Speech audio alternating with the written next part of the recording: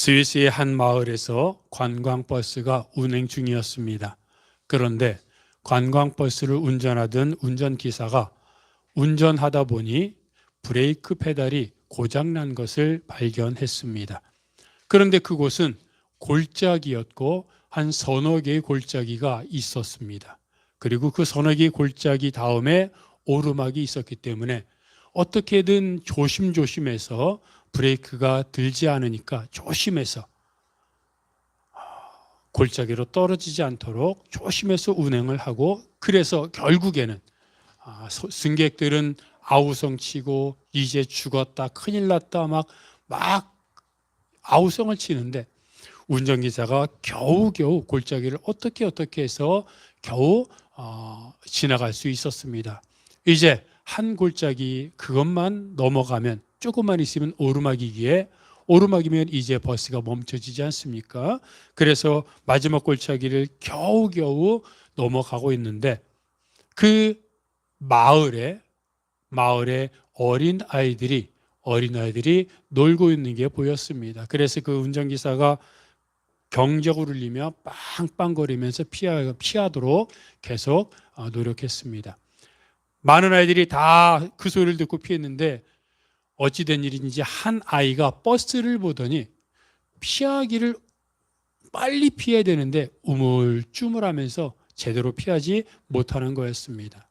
운전기사가 그 아이를 보더니 충격을 받았습니다. 순간적으로 이 아이를 치고 그 승객들을 다 구조할 것인지, 아니면 아이가 앞에 있으니까 어떻습니까? 우리 운전하시는 집사님 계시지만 그 가속도가 붙은 상태에서 조금만 그 커브를 틀어도 차가 완전히 뒤집어지지 않습니까?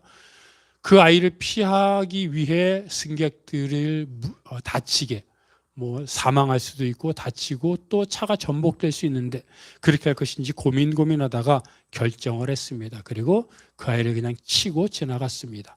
결국 오르막이 있어서 결국 차가 멈춰서게 되었고, 그 운전기사는 차가 멈춰서자마자 뛰어가서 아이에게 뛰어가고 아이를 안게 되었습니다. 승객들은 자신들이 살았다고 다행이다라고 말하면서도 곧 운전기사를 뒤따라와 가지고는 아이를 치었는데 그 아이가 죽은 것을 보고는 이 살인마, 당신이 아이를 죽였다 하면서 그 사람을, 운전기사를 막 야단치고 비난하기 시작했습니다.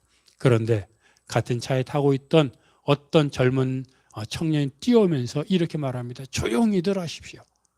여러분, 여러분들을 살리기 위해서 치었던 이 아이가 운전기사의 아들입니다. 운전기사가 그 아이를 보고, 우물쭈물하는 아이를 보고 멈칫했던 것은 자기 아들이었기 때문에 자기 아들을 칠 것인지 승객을 살릴 것인지 고민하다가 결국 아이를 치게 한 겁니다. 물론 이 예화가 진짜인지 아니면 만들어낸 건지 저희는 모릅니다. 그런데 저는 이것이 바로 우리를 향한 하나님 아버지의 사랑이 아닐까 생각합니다. 아이를, 자신의 독생자를 이 땅에 보내서 우리를 살렸습니다.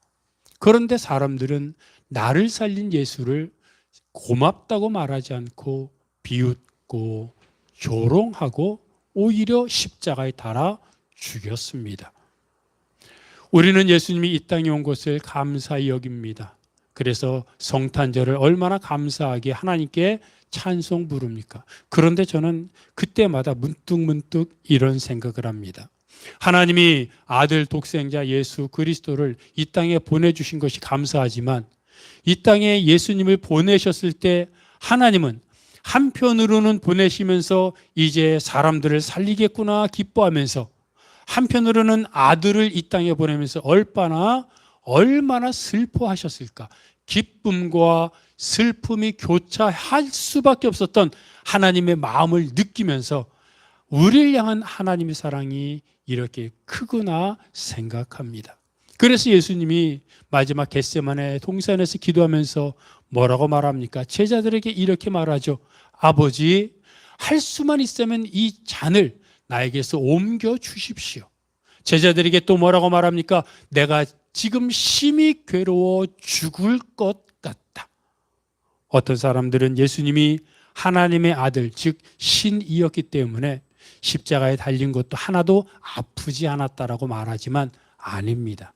예수님은 힘들었고 고통스러웠고, 그리고 그 앞에서 할 수만 있으면 십자가를 지지 않기를 원했던 인간적인 마음이 있었던 그 모습을 하나님이 하늘에서 보시면서 하나님도 당장 예수님을 하늘로 끌고 가고 싶지 않았겠습니까? 그러나 우리들을 사랑하셔서 십자가를 지게 하셨던 하나님의 그 사랑을 보면서 오늘 본문에 베드로를 찾아와 너가 나를 사랑하느냐 말씀하시는 예수님의 그 질문과 사랑이 베드로뿐만 아니라 바로 오늘도 베드로처럼 부인하고 잘못하고 또 실수하는 우리들을 향하여, 우리가 예수님을 부인할 때마다 예수님의 몸에 못을 박는 것 같은, 예수님이 지신 십자가에 못 박는 것 같은 그런 아픔을 예수님이 겪으면서도, 그런 고통을 당하면서도 괜찮다, 이해한다라고 말씀하시며 그 대신 나를 사랑하느냐 물으시는 그 예수님의 질문이 바로 오늘 나를 향한 예수님의 사랑이라는 것을 깨닫기에, 오늘 본문에 예수님의 질문을 생각할 때마다, 그리고 묵상할 때마다 물어보시는 예수님, 그리고 그 질문에 대답하는 베드로의 마음이 느껴지는 것 같아. 나는 무엇이라 대답할 것인가? 죄를 짓고 예수님을 부인하고 흔히 말하는 물질 때문에, 또는 가족 때문에, 또는 인간 세상사 때문에 말씀대로 살지 못했던 나를 보며 한심하고 답답해하고 있는 나를 찾아오셔서 괜찮아, 다음부터 잘하자 라고 말씀하시는 예수님의 음성을 들으면서 나는 어떻게 살아야 하는지 다시 한번 깨닫게 되곤 합니다. 바로 너가 나를 사랑하느냐 물어보시는 예수님의 그 질문은 베드로뿐만 아니라 나를 향하신 예수님의 사랑이요 또 질문임을 기억하면서, 그러면 이 질문을 통해서 오늘 나는 예수님에게 무엇이라 대답을 해야 하는지 다시 한번 생각을 해보게 됩니다. 너가, 얘야, 너가 나를 사랑하느냐? 이 질문은 용서한다는 의미가 포함되어 있음을 압니다. 예수님은 베드로에게 뭐라고 말씀하셨습니까? 형제가 죄를 범하고 찾아오면 70번을 70번까지 용서하라고 말씀하셨습니다. 즉 490번까지 용서하라는 말입니다. 말도 안 되죠. 무슨 490번입니까? 49번, 아니 4번도 용서 못합니다. 한 번만 용서해도 우리 그런 말 하지 않습니까? 비 오는 날 먼지 날 때까지 때리고 원수 갚자는 그런 우스갯소리 있지 않습니까? 그게 사람 마음입니다. 나에게 눈물 나게 하면 상대방은 피눈물 나게 하는 게 이 세상의 법칙입니다. 그런데 예수님은 490번까지 용서하라고 말합니다. 더 극단적인 것은 형제들이 너에게 죄를 범하고 라고 말하지 않습니다.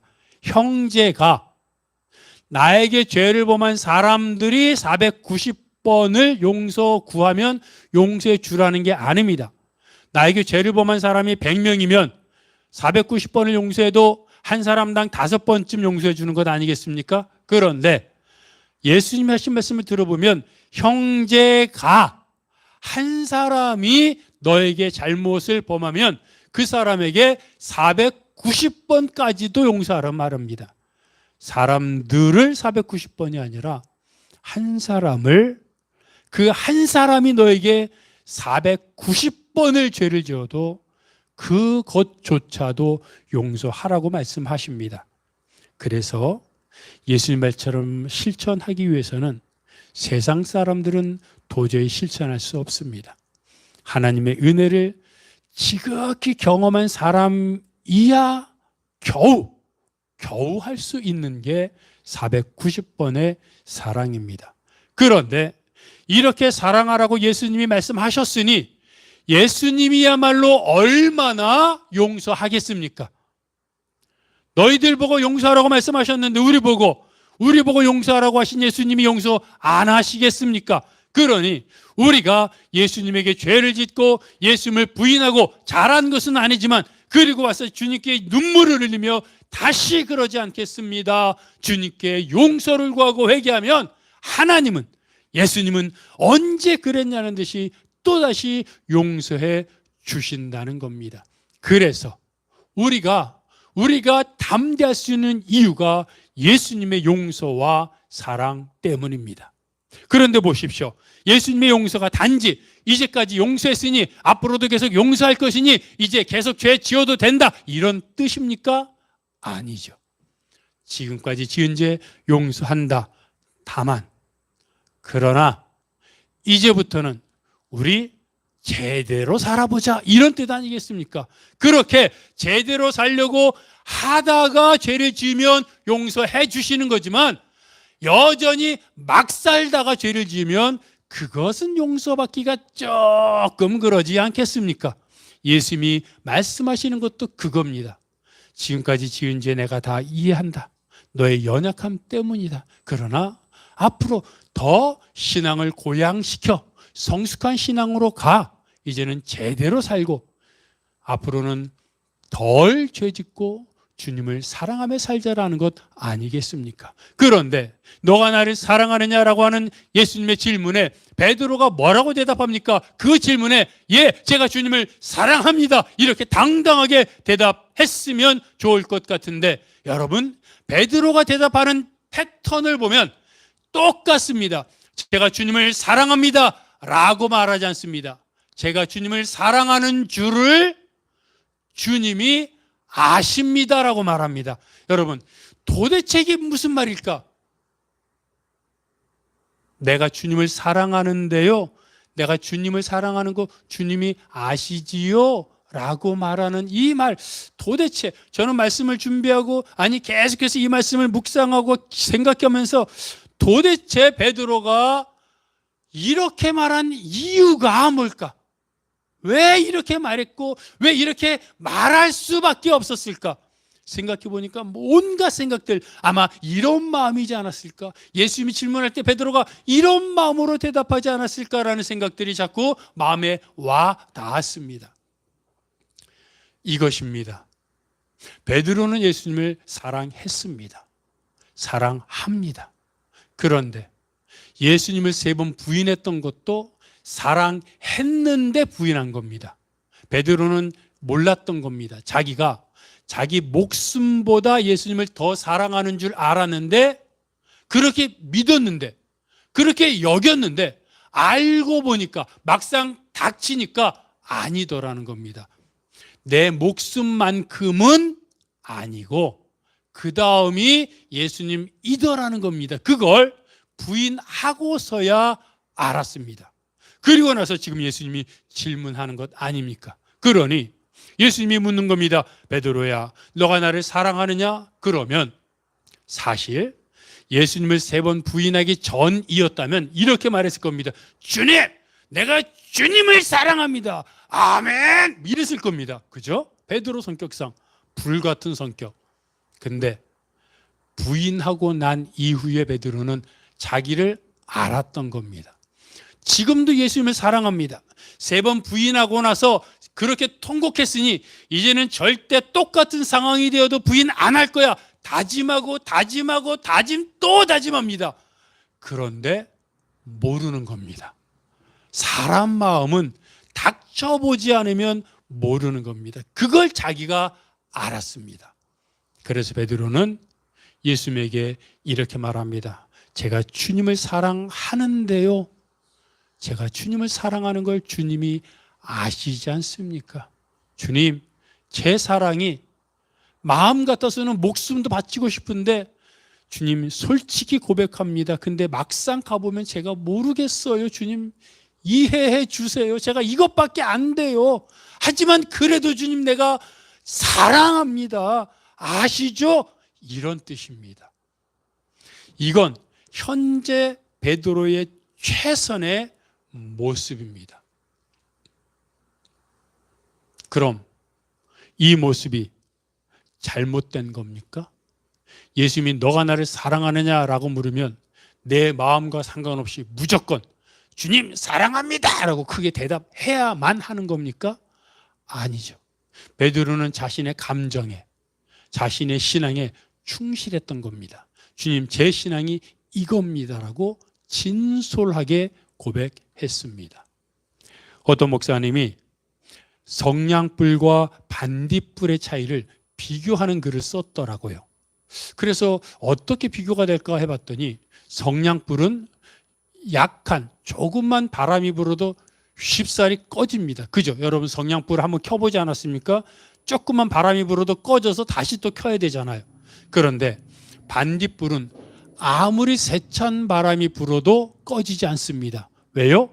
반딧불은 몸 안에 있는 것이기 때문입니다. 성냥불은 금방 꺼집니다. 성냥이 길어봤자 성냥개비가 요만하지 않습니까? 그러니 한 1분 가겠습니까? 모르겠습니다. 2분 가나? 1분 가나? 그 정도면 꺼집니다. 자체가 작습니다.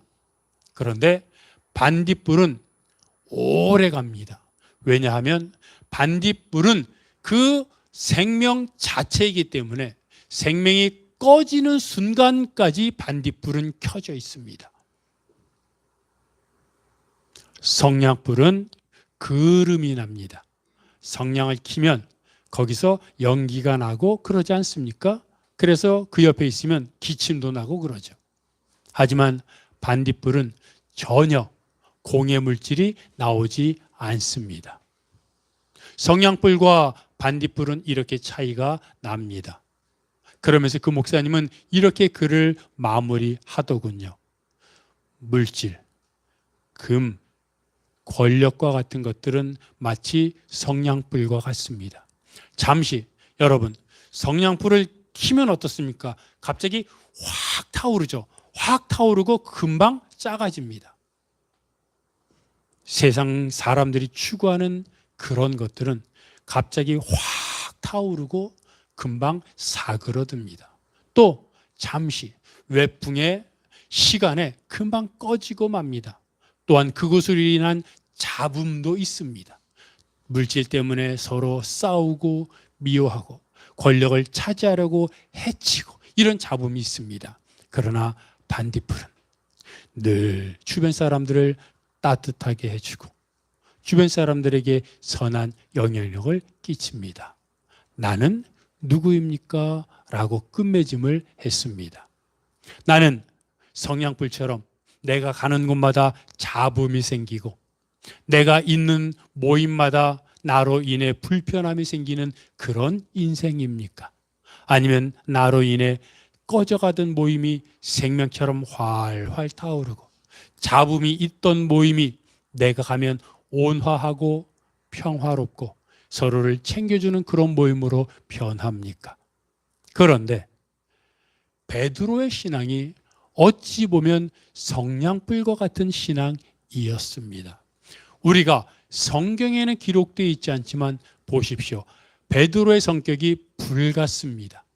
그 불 같은 성격의 제자들처럼 제자들이 12명이 있는데 그 중에서 예수님이 없고 또 함께 자기들끼리 있을 때 얼마나 베드로로 인해 잡음이 있었겠습니까? 불 같은 성격 아닙니까? 누가 뭐라 그러면 조용히 해. 또 예수님의 우리가 흔히 말하는 수제자 아닙니까? 수제자죠? 성격이 불 같죠? 조용해. 딱 그러면 그냥 조용해지지 않습니까? 이게 평화로운 조용입니까? 침묵이 완전히 분위기가 억압되어 있는 그런 베드로였습니다. 그런데 예수님이 베드로를 결국 어떻게 만듭니까? 반딧불 같은 인생으로 만들어 주십니다. 예수님이 베드로에게 성냥불 같은 인생을 반딧불 같은 인생으로 만들어 주시겠다고 하는 것은 예수님이 하신 질문을 보면 또 알 수 있습니다. 여러분 많이 들어보셨죠? 예수님이 베드로에게 너가 나를 사랑하느냐라고 질문하셨을 때 사용하셨던 그 사랑이라는 단어가 뭔지 아시죠? 그때 사용한 단어가 아가페입니다. 아가페는 무엇입니까? 부모가 자녀를 향한 사랑 또는 절대적인 사랑, 끝없는 헌신의 사랑, 대가를 바라지 않는 절대 지존의 그 큰 사랑을 아가페라고 말합니다. 예수님은 베드로에게 말합니다. 베드로야, 너가 나를 그렇게 절대적인 헌신의 사랑으로 사랑할 수 있느냐라고 묻습니다. 그런데 베드로는 그때 뭐라고 대답합니까? 예수님이 계속해서 아가페의 사랑으로 사랑할 수 있겠느냐? 아가페의 사랑으로 사랑할 수 있느냐? 두 번이나 질문하셨습니다. 그때마다 베드로는 주님, 저는 예수님을 필레오의 사랑으로 사랑합니다. 필레오의 사랑으로 사랑합니다. 필레오의 사랑으로 사랑합니다. 라고 대답합니다. 필레오가 뭡니까? 우리가 아는 것처럼 인간적인 의미의 애착, 사람들 사이의 애착, 열정, 흔히 말하는 우정 이런 겁니다. 이것도 귀합니다. 그런데 아가페와 필레오는 아무래도 차이가 있을 수밖에 없습니다. 물론 학자들도 말하고 그 당시에는 아가페의 사랑과 필레오의 사랑이 혼용되어 구별되지 않아서 사용되었다고 말하기도 합니다. 그래서 예수님이 아가페로 질문한 것도 베드로가 필레오로 대답한 것도 아무런 의미가 없는 그냥 사랑이다라고 말하기도 합니다. 그러나 그럼에도 불구하고 저는 예수님이 그렇다면 왜 두 번째까지 아가페로 질문했다가 세 번째는 필레오로 질문을 했겠습니까? 예수님도 그러면 세 번째까지 아가페로 질문을 해야죠. 아무 의미가 없었다면. 그것을 봤을 때 그 의미를 우리가 찾을 수 있을 것 같은데, 그렇다면 예수님은 왜 베드로가 필레오로 계속 주님, 저는 주님을 필레오로밖에는 사랑할 수 없습니다 라고 두 번이나 계속해서 대답하고 있는데 예수님은 왜 계속 베드로에게 아가페의 사랑을 질문하셨을까요? 예수님이 베드로의 신앙을 몰랐을까요? 아가페 사랑의 수준이 아닌 것을 몰라서 그랬을까요? 아닙니다. 예수님은 베드로의 지금 신앙의 수준이 필레오의 수준임을 알았습니다. 그럼에도 불구하고 예수님이 베드로에게 아가페의 사랑을 말한 것은 그런 사랑이 안 된 베드로를 책망하거나 또는 그를 왜 그러지 못하느냐고 질책하는 의미가 아니라 베드로를 향하여 자꾸 각인시키는 겁니다. 베드로야, 너가 나를 아가페의 사랑으로 사랑할 때까지 내가 너를 연단시켜 주겠다. 그 질문인 겁니다. 왜 아가페로 질문하는데 필레오로 대답하느냐? 고집이 있구나. 또 물어볼 테니까 제대로 대답해. 자, 아가페 사랑으로 사랑하느냐? 이렇게 고집 씨름을 한 것이 아니라 필레오의 수준밖에 못 되는 베드로를 향하여 베드로야, 알고 있어. 너가 지금 그 정도밖에, 그 정도도 잘하고 있는 거야. 그것을 내가 지금 질책하려는 게 아니라 이제 아가페 사랑으로 주님 내가 사랑합니다라고 너가 고백할 수 있도록 만들어 줄게라고 두 번을 질문하신 겁니다. 그리고 나서 두 번째 그렇게 하시고 나서 세 번째로 이제 다시 묻습니다. 베드로야, 필레오의 사랑으로 나를 사랑하느냐? 그때 베드로가 필레오의 사랑으로 사랑한다고 말하고 있습니다. 얼마나 감사합니까? 베드로의 사랑을 아시는 예수님이 그 사랑을 받아주십니다. 그리고 그것으로 끝내지 않습니다. 거기에 더하여 베드로를 아가페 사랑으로 이끌어 가시겠다고 하는 예수님의 열심이 포함되어 있는 질문입니다. 여러분, 이게 바로 우리의 모습 아니겠습니까? 우리도 주님을 향하여 고백합니다. 주님, 내가 주님을 사랑합니다. 그 마음 진짜입니다. 여러분, 우리들 중에 찬송을 부르면서 주님, 이전보다 더욱 사랑합니다. 찬양 부르면서 속으로 가짜야? 아니야? 이러는 분이 있습니까? 이전보다 더욱 사랑하겠습니다. 이런 뜻 아닙니까? 그런 뜻으로 부르잖아요. 근데 삶이 녹록하지 않아요. 돈이 필요해요? 필요한데 많이 있으면 좋아요. 그러다 보니 욕심이 생겨요. 건강해야죠. 건강하려면 운동해야 돼요. 운동하다 보니 말씀 읽을 시간, 기도하는 시간이 줄어들어요. 그러나 건강해야 되니 할 수 없어요. 사람들과 어울려야 돼요. 사람들 기대에 부응해야 돼요. 사람들이 원하는 곳에 가야 돼요. 그러다 보니 주님이 원하시지 않는 곳, 주님이 원하시지 않는 일, 주님이 원하시지 않는 말 하게 돼요. 9번까지 참았어요. 9번까지 안 했어요. 그런데 한 번을 그렇게 하게 돼요. 그러면 적어도 믿음의 사람들은 그게 자책이 됩니다. 내가 끝까지 참았어야 되는데. 남들은 그걸 자랑합니다. 오히려 요즘 어떤 시대입니까? 남들은 자기가 잘못한 것을 자랑하고 또 그걸 부러워하죠.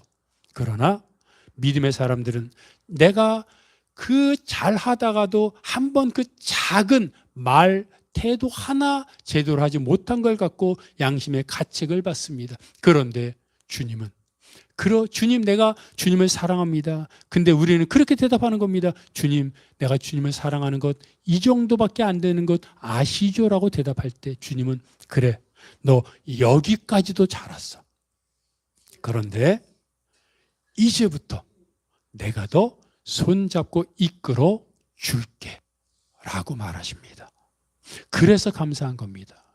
예수님이 너가 나를 사랑하느냐 질문한 것은 용서라는 의미도 있지만 용서와 더불어 앞으로 너를 이끌어 주겠다고 하는 예수님의 열심, 예수님의 사랑, 예수님의 최선의 의미가 있기에 감사한 겁니다. 용서만 해주시면 뭐합니까? 앞으로 또 잘못하면 큰일 나지 않습니까? 그런데 너를 내가 이끌어 주겠다는 겁니다. 베드로만 이끌어 주는 게 아닙니다. 여기 있는 우리 모든 성도들을 이끌어 주겠으니 너는 나만 믿고 그냥 사랑한다고 고백하고 연약하지만 그 연약한 믿음이라도 제대로 지키기만 하면 내가 너를 이끌어 주겠다고 말씀하고 있는 겁니다.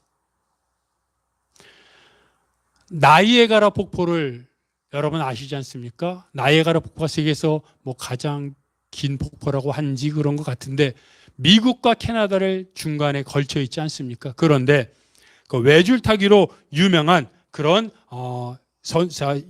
고개사가 있는데 그 사람 이름이 블론딘입니다. 블론딘이라고 하는 사람이 최초로 나이아가라 폭포 미국과 캐나다를 외줄로 막대기 하나 들고 외줄로 통과한 사람입니다. 그래서 유명해졌는데 사람들이 그가 미국과 캐나다 미국을 외줄로 나이아가라 폭포 위를 걷는다고 하니까 수많은 사람들이 몰렸습니다. 그리고 그가 정말로 그 수많은 물이 떨어지고 막 휘몰아치고 얼마나 바람이 불고 막 그러지 않습니까? 그곳에 막대기 하나를 잡고 외줄 타기로 해서 나이아가라 폭포를 지나왔습니다. 미국에서 캐나다 쪽으로 지나왔더니 수많은 사람들이 환호성을 지르며 박수를 치며 대단하다고 환호했습니다. 그러자 그 블론딘이 묻습니다. 여러분, 이제는 내가 이 미국에서 캐나다로 왔는데 캐나다에서 미국으로 또 갈 수 있을 것 같습니까? 그랬더니 할 수 있죠. 잘할 겁니다. 막 사람들이 이구동성으로 대답을 했습니다. 자, 블론딘이 그 앞에 있는 꼬마들한테 묻습니다. 여러분들도 내가 갈 수 있다고 믿어요? 예, 할 수 있어요. 근데 블론딘이 이렇게 말합니다. 그럼 여러분, 우리 꼬마들, 내가 여러분들 같은 꼬마를 등에 업고 캐나다에서 미국으로 갈 수 있을까요? 그랬더니 아이들이 그럼요, 할 수 있죠. 막 박수칩니다. 꼬마들이. 그랬더니 블론딘이 그 박수치고 막 박수치면서 환호성을 지르는 꼬마들을 향해서 그 중에 앞에 있는 애한테 그래, 그럼 너 나랑 같이 갈래? 그랬더니 박수를 치다 말고 손사래를 치면서 뒷걸음질을 하더라는 겁니다. 당연하죠. 나 같아도 할 수 있다고 박수 치지만 만약에 나보고 뒤에 등이 엎여가지고 가라 그러면 물론 저를 업지도 못하겠지만 제가 업히겠습니까? 그러자 그 블론딘이 또 옆에 있는 사람한테 꼬마한테 꼬마야 너 나한테 이렇게 하고 있는데 갑자기 다른 데 앉아있던 꼬마가 아저씨 제가 아저씨 등에 업힐래요. 가지고 자원했습니다. 그래서 그 아이를 불렀더니 등에 업고 안전장치라는 게 뭐 떨어지면 안 돼. 그 안전장치까지 말하는 건지 모르겠지만 하고는 외줄타기로 하나씩 전진합니다. 그리고 성공했습니다. 여러분, 이게 믿음입니다. 믿는다고 말하는 건 그래도 쉽습니다. 박수 치는 것까지도 할 수 있습니다. 다른 사람을 향하여 막 박수 치고 응원할 수도 있습니다. 그런데 내가 하는 건 어렵습니다.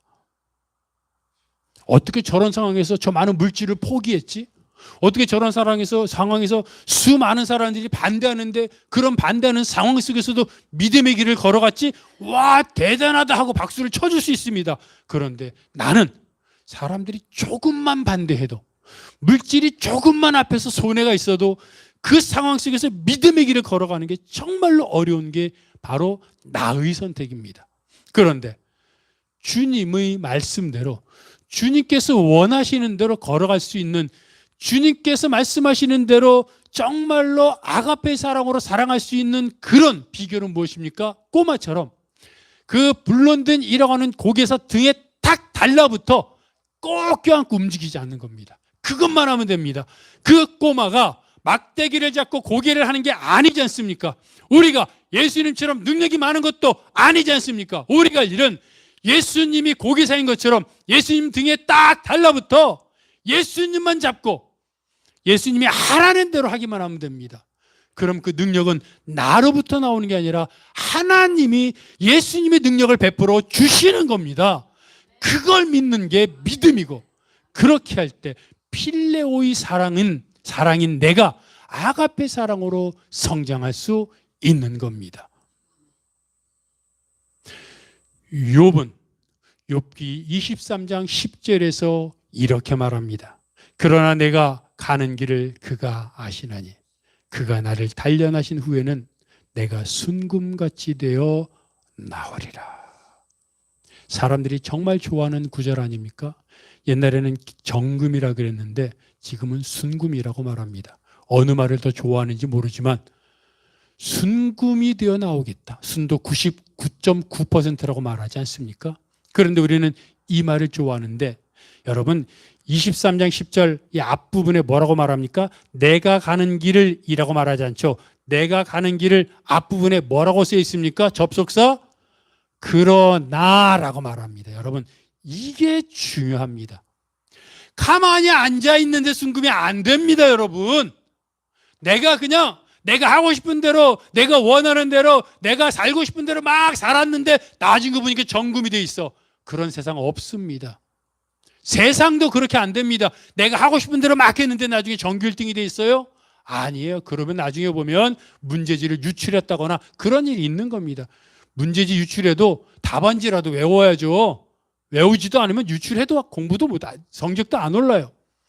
그러나 욥이 내가 순금이 되어 나올 것이다라고 말했던 앞부분에 무슨 말이 있습니까? 그러나. 왜 그러나입니까? 앞에 욥이 이렇게 말합니다. 내가 너무 고통스러워 탄식한다고 말합니다. 탄식해요. 근데 욥은 이렇게 말해요. 내가 탄식하는데 아무리 탄식해도 고통보다 조금이다. 고통이 너무 많아서 탄식은 비할 바가 아니야. 아무리 내가 탄식해도 고통이 더 커. 그러면서 말합니다. 그래서 하나님이 앞에 계시는가 해서 앞으로 가는데 안 보여. 하나님이 뒤에 계시는가 해서 뒤로 가는데도 안 보여. 왼쪽에 계시는 거라고 왼쪽을 봤더니 있던 하나님이 안 보여. 다른 데로 가셨어. 오른쪽에 있구나 하고 오른쪽에도 안 보여. 동서남북에 하나님이 안 보이는 겁니다. 여러분, 고통도 고통이지만 믿는 자에게 있어서 더 큰 고통은 무엇입니까? 그 고통 중에 하나님이 인도하시는 것을 경험하면 고통이 아닙니다.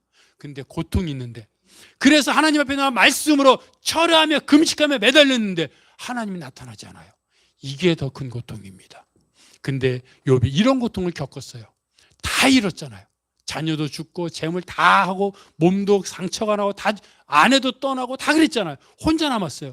근데 그럴 때 하나님이 괜찮아 욥아 내가 너 사랑한다 이 한마디 해주시면 되는데 그 말도 안 해주고, 아니 욥이 하나님을 찾았어요. 앞에 뒤에 옆에 오른쪽에 왼쪽에 찾았는데 안 나타나요. 이게 더 큰 고통이에요. 그런데 이러면 사람들은 신앙을 버릴 것 같은데 이럴 때 욥이 말합니다. 내가 가는 길을 그가 아시나니. 이 상황조차도 하나님이 섭리하신다는 겁니다. 이게 연단이라는 겁니다. 결국 이 연단의 끝은 무엇입니까? 순금입니다.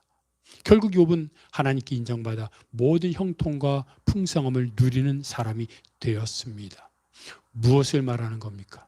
지금은 베드로처럼 우리도 주님, 내가 주님을 사랑합니다. 근데 내가 이 정도밖에 안 돼요. 주님, 내가 지금은 주님을 사랑한다고 고백했지만 이제 집으로 가고 나면 또 별거 아닌 일로 화를 낼 거예요. 또 별거 아닌 걸로 주님 말씀대로 하지 못하고 또 물질에 욕심을 부릴 거예요. 또 말씀과 기도하는 시간이 있을 때 또 다른 누군가 무슨 만남이 있으면 그 만남을 하느라 말씀과 기도 시간도 쳐버릴 수도 있어요. 주님, 그러나 죄송합니다. 제가 이것밖에 안 돼요. 그러나 이것밖에 안 되지만 이것만이라도 주님을 사랑합니다 라고 말할 때 주님이 그래, 너의 연약함을 내가 받아주마.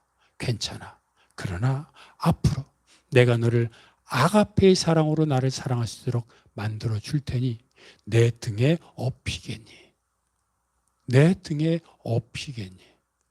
그때 우리는 그냥 내 수준을 내가 뭘 하려고 할 필요가 없어요. 그냥 주님 앞에 주님 나를 이끌어 주옵소서. 내가 주님 등에 업히겠습니다. 고백하면 됩니다. 그러면 여러분 신기한 듯이 매 상황마다 내가 하나님 말씀대로 따를 수 있도록 내 마음속에 불쑥 의지가 나타나고 감동이 일어나고 그래서 옛날보다 덜 화내고 덜 욕심부리고 덜 삐지고 덜 싸우고 그리고 더 사랑하는 인생이 되는 겁니다. 내가 하는 거 아닙니다. 예수님의 등에 업히기만 하면 되는 겁니다.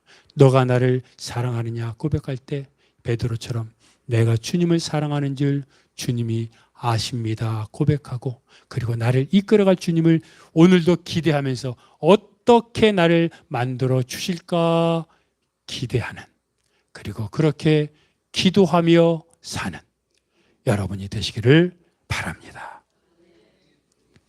말씀을 기억하면서 우리 함께 일어나셔서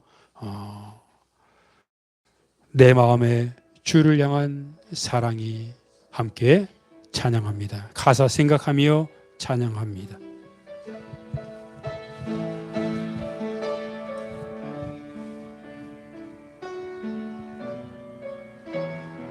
내 마음에 주를 향한 사랑이 나의 주가 주신 지혜로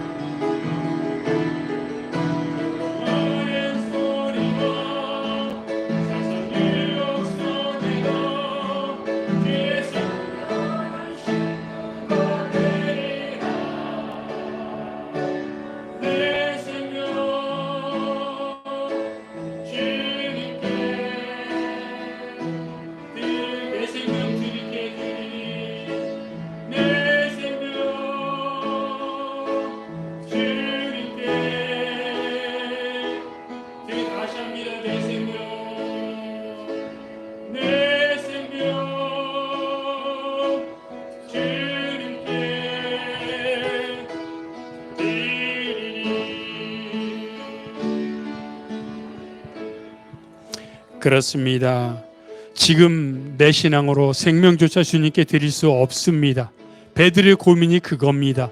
주님을 위해 목숨을 바치고 싶었는데 못했습니다. 신앙의 수준이 그게 안 됐던 겁니다.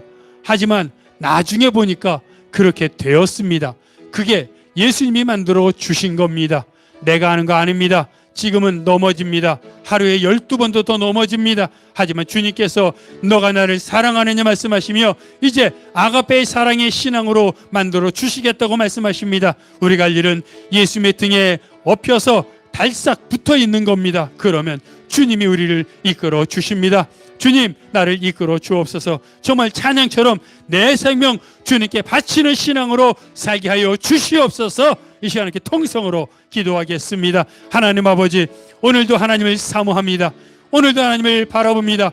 베드로가 주님을 위해 목숨을 바치겠다고 했지만 그렇지 못한 자신을 자책하며 한심해하며 주님께 용서를 구했을 때 괜찮아 앞으로 이제 너를 아가페 신앙의 모습으로 내가 만들어 주겠다고 말씀하셨던 예수님의 모습을 보면서 하나님, 지금은 내가 넘어지고 쓰러지고 하나님 앞에 제대로 신앙으로 살지 못하는 모습이지만 하나님께서 나를 이끌어 주실 줄 믿으니 정말 이제는 아가페 사랑으로 내 생명도 내 모든 것 하나님께 모든 것 바치며 사랑하는 신앙의 모습으로 살게 하여 주시옵소서.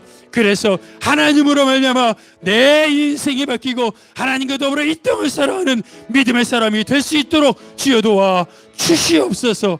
하나님 붙잡아 주시옵소서. 역사하여 주시옵소서.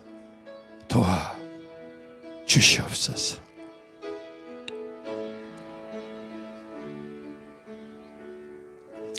하나님, 베드로가 주님을 사랑한다고 고백했지만 목숨을 바칠 상황은 그 정도 신앙은 아니었기에 자책했을 때 주님이 괜찮다. 하지만 이제는 너의 아가페 신앙으로 바꿔주겠다고 말씀하셨던 것처럼 우리도 주님께 고백하오니 주여 내 생명 주님께 바치는 아가페 신앙으로 살 수 있도록 바꾸어 주시옵소서. 연단하여 주시옵소서. 욥이 고백했던 것처럼 정금같이 순금같이 되어 이 땅에서 주님의 사람으로 살아갈 수 있도록 이끌어 주시옵소서. 이 모든 것 예수 그리스도의 이름으로 기도하오며 이제는 우리 주 예수 그리스도의 은혜와 아버지 하나님의 사랑하심과 성령님의 교통하심이 주님 말씀대로 진정 너가 나를 사랑하느냐 고백할 때 내가 주님을 사랑합니다 고백하며 목숨을 바치는 신앙으로 살겠다고 다짐하는 모든 성도들 머리 위에 그들의 가정과 사역과 기도 제목 위에 이 교회, 이 민족, 온 세계 복음화 위에 영원토록 함께 하옵시기를 간절히 축원하옵나이다. 아멘.